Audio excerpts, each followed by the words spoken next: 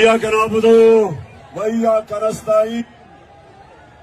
अल्लाह तेरी इबादत करता हूं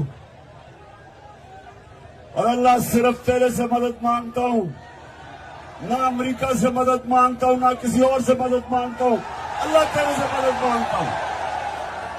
मेरे पाकिस्तानियों, सबसे पहले तो मैं आज मुरीद के आपके जज्बे और जुनून को सलाम पेश करता हूं।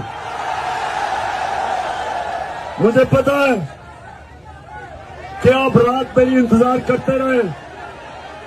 मैं आपसे माजरत चाहता हूं कि इतना लोगों ने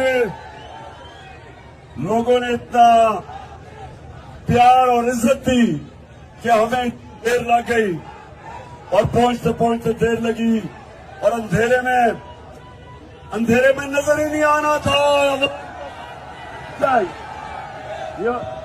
हेलो, अवाम का जो समंदर अभी नजर आ रहा है, ये अंधेरे में नहीं नजर आना था। तो अच्छा कि आज हम इस वक्त इधर आपके सामने, अब मैं ब्रिगेडियर राहत मैं आपको खराज तहसीन पेश करता हूं। उमर ढिल्लू आपको और खुरम चुट्टा आपको।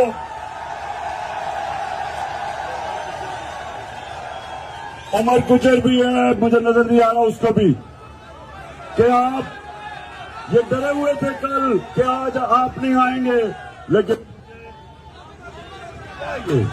मुझे अपने मुरीद के लोगों के ऊपर पूरा इत्मीनान था।